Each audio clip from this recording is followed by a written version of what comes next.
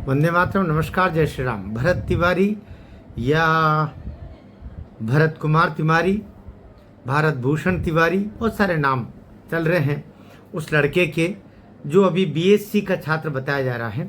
Media का उसको बड़ा सोशल मीडिया में बने रहने का उसका मन रहा करता था और लाइव आकर के वो बताया करता था। सामान्यतया पुलिया बनाना है, नल की परेशानियां हैं, पानी की परेशानी है, सड़क की परेशानी है, पटवारी, शिक्षा, ये जो ठेकेदारी प्रथा, सरकारी कार्यों में भ्रष्टाचार और इनको लेकर के जो आम तौर पर शिकायतें रहती हैं, उन शिकायतों को सोशल मीडिया में भी लाया करता था। पत्रकारिता का उसका शौक भी था और पत्रकार वो था भी। और तो उसकी कोई ऐसी यूट्यूब जैसी चैनल बना के या ऐसा कुछ नहीं करता था, लेकिन वो पत्रकार था और सोशल मीडिया में वो बातें लेके आया करता था। उसके कई सारी उसका गांव डूब में आ गया था। कहते हैं कि गांव डूब में आ गया तब से वो और ज़्यादा परेशान हो गया। पूरे गांव की समस्या अपनी समस्या मान के चलता था। इससे उसकी समस्याओं को उसके सामने अंबार हुआ करता था। धीरे धीरे वो पुलिस प्रशासन, याद रखिए, पुलिस प्रशासन, राजनीति और पूरे सिस्टम से नाराज हो गया। इतना नाराज हुआ कि उसने हथियार उठा लिया। हथियार उठाने का मतलब ये नहीं किसी को उसने मर्डर कर दिया, ना कोई उसका आपराधिक रिकॉर्ड है, ना उसने कभी चींटी भी मारी है। आज तक भी उसने चींटी तक नहीं मारी है। आज तक भी मरने के बाद में भी ये रिकॉर्ड नहीं है कि उसने कोई किसी की हत्या की है, चींटी की भी। न ही उसके ऊपर कोई पिछला आपराधिक रिकॉर्ड है।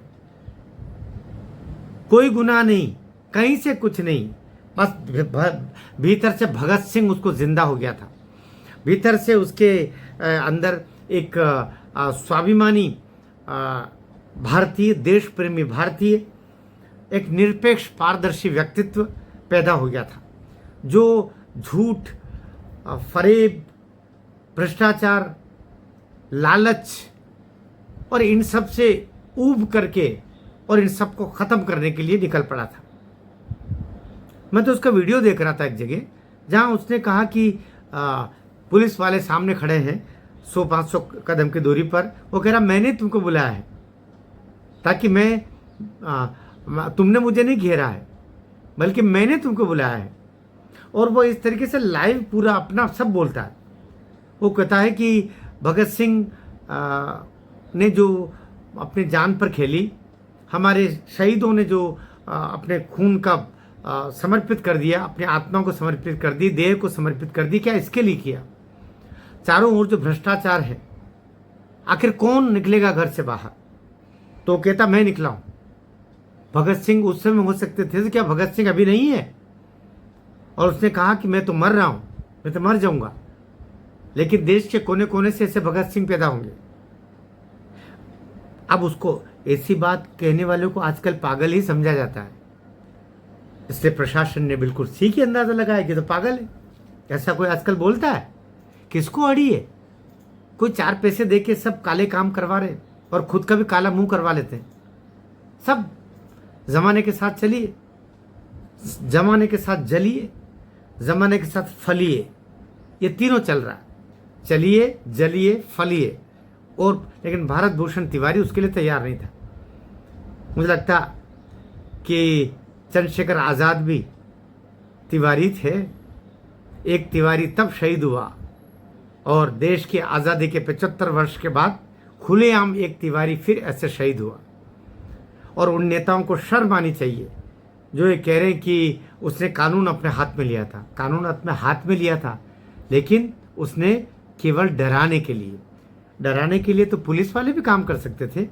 उसने तो फेंक दी थी अपनी पिस्टल, लेकिन पिस्टल फेंकते हुए तक भी वो लाइव है। लेकिन पिस्टल फेंकने के कुछ देर बाद फिर गोलियां पुलिस चलाती है, और 5 गोलियां वो भी शरीर को भेद देती है। वाह!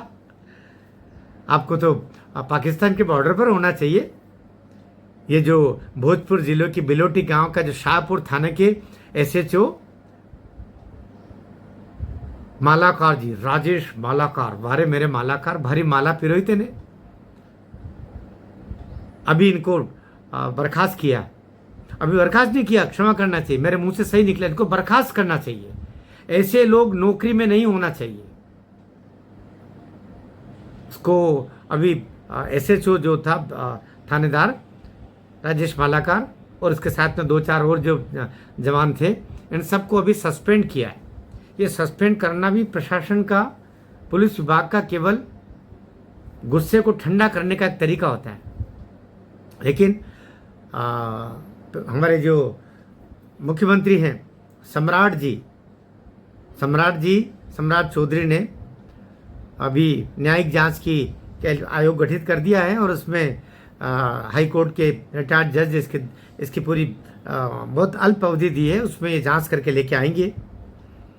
लोग सीबीआई जांच की मांग भी कर रहे हैं। लेकिन इंटरेस्टिंग क्या है, मुझे उससे सबसे ज़्यादा इंटरेस्टिंग लगा, इंटरेस्टिंग से मतलब दुखद बात कह रहा हूँ मैं, कि ये जब उसके शव को ले जाने के समय जो विरोध प्रदर्शन हुआ और जनता इकट्ठी हो गई, जनता सड़कों पर आई हजारों की संख्या में और हथियार लोगों ने लहराए, तो उसके पिता बुजुर्ग काशीराम तिवारी और उसके भाई चंदन तिवारी और साथ में 14 लोगों के और नामजद एफआईआर दर्ज कर ली। उनके पीछे भी लग गई पुलिस। शर्म करो रे थोड़ा तो। ऐसा तो अंग्रेज भी शायद नहीं करते थे, अंग्रेजों की पुलिस भी नहीं करती थी। बात जातिवाद की नहीं है, बात तिवारी, बात कोई दलित, बात कोई मुस्लिम, बात कोई किसी भी जाति का, धर्म का, आपको ये करने का अधिकार नहीं दिया।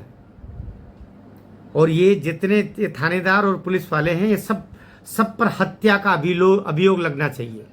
मामला सुप्रीम कोर्ट में चला गया, उसकी पिटीशन पहुंच गई है। इधर सम्राट चौधरी ने भी जो कर सकता था उस भाई ने भी किया। लेकिन सम्राट जी, पर्दे के पीछे भी इन पुलिस वालों का सहयोग मत करना। आप कह सकते हो ये शिकायत बिल्कुल वाजिब है कि सोशल मीडिया पर बार आकर के वो शिकायतें करता था, लेकिन शिकायतें करने का अधिकार किसको नहीं है? शिकायतें करने पर ही अगर हत्याएं होने लग जाए तो आधा देश तो ऐसे खत्म हो जाएगा। क्या करते हो भैया? लोकतंत्र है सम्राट जी, लोकतंत्र है, ऐसा नहीं करना था। और जो हुआ है ये आपकी कुर्सी को भी ले बैठ सकता है। इसलिए उन पुलिस वालों के जिन्होंने गुनाह किया है उनका पक्ष मत लीजिए, मेरा आपसे निवेदन है।